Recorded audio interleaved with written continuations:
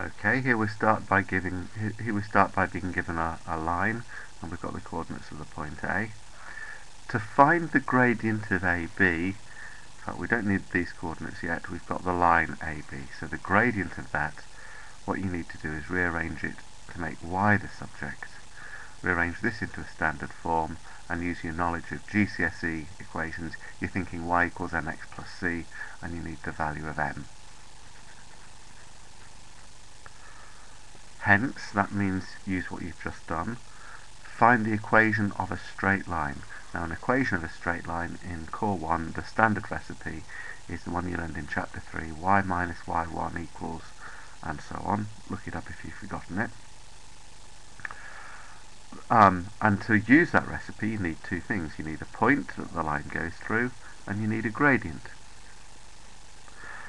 And you know it passes through the point A, so your point is A, and you have the coordinates. And your gradient must be coming from being perpendicular to AB.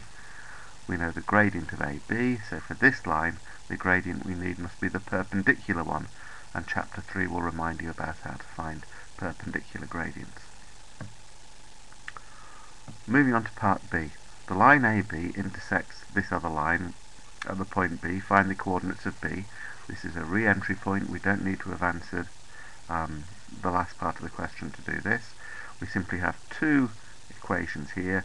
The key word here is intersection. Points of intersection means we're solving simultaneous equations. There's one, there's the other. Use either your GCSE method or rearrangement and substitution to solve the simultaneous equations.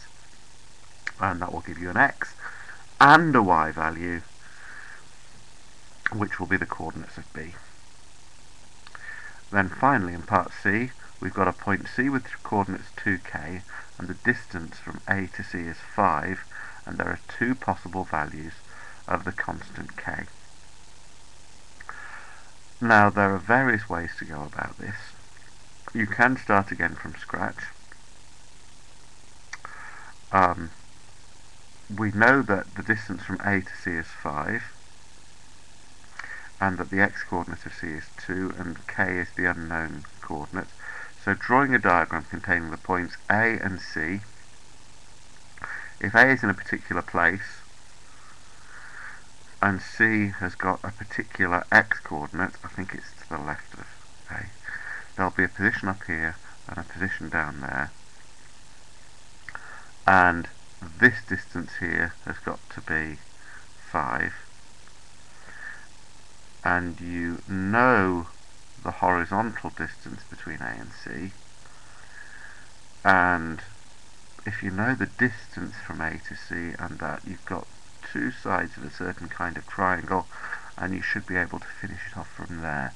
And of course the two positions of C will give you the two possible values of the constant k. So a decent diagram on Part C should be the key to getting the answers.